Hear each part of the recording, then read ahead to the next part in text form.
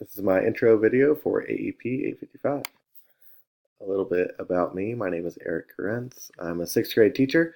I was a fifth grade and fourth grade teacher before that. I've been teaching sixth grade for a few years now and really enjoy it. I am a sponsor of our basketball club at school. We meet a few times a week and kids are able to play basketball and we talk about responsibility and um, taking ownership for your actions, and then they get to play some hoops, so it's a pretty good time. I'm also a basketball coach and a golf coach within the district. I've been doing that for about 8 years, and that's also enjoyable. The people who have influenced me the most are my middle school teachers. I had a history teacher in seventh grade and an English teacher in eighth grade that made me want to be a teacher. Before that, I had no desire to go back to school. I disliked school more than anything, but they were awesome and made school fun and entertaining, and they taught us at the same time, which is pretty impressive. I've also had some coaches playing sports as a kid that influenced me, and currently working with coaches. You can learn their demeanor, their actions, their emotions throughout a game or practice. You can definitely learn from them, so they influence me. My family has definitely influenced me. My parents and my siblings, I can learn from them a lot. And then my coworkers, I work with a lot of good teachers. I try to steal their good ideas and just the way they handle situations. It's very impressive. So I've definitely learned from a lot of people. As far as the personality test goes, I don't really believe those things are very accurate. They're fun to take and all of that, but I don't think you can tell a person who they are or how they are based on a test. I was high in what I thought I would be high in.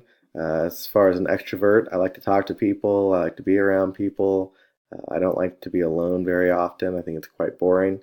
And then being stable emotionally, I don't really react too strongly either way in situations. So that didn't really surprise me.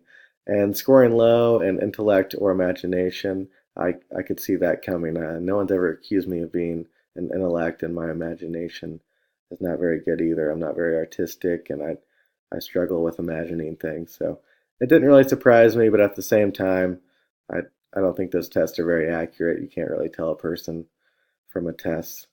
But it was fun to take, and it was interesting information. It'd be fun to do with the students to see how they scored. I think they would enjoy that. But as far as the results go, they weren't exactly surprising to me or anything like that. And it was fun to take the test. My two leadership styles that I prefer and I try to accomplish, I don't accomplish every day, all day, but I try for these two: transformational leadership and authentic leadership. So, transformational leadership, you're just worried about the individual. You take a group of 25 and you're worried about each individual improving for themselves. You're not worried about test scores, you're not worried about winning a game. You just want them to go about the process of getting better, learning more information, learning how to take personal responsibility, and that's what you're focused on. And that's very difficult as a teacher to not be worried about scores. It's very difficult as a coach to not be worried about wins. But somehow, if you actually focus on the individual and encouraging them to become a better person, to work harder, you'll get more wins, you'll get better test scores. So it's a leadership style I try. I'm not successful as often as I'd like to be, but I think it's definitely one of the most effective styles of leading people, especially young people. And then authentic leadership is important to me because I don't want to fake who I am. I don't want to come to class and play a character, play a role. I want to show up, be myself, try to encourage the kid as much as possible, and not really hide my personality. So sometimes that backfires. A lot of kids don't like my personality. That's just how it goes. But I want to be real. I want to encourage them in a real sense. I want to be honest.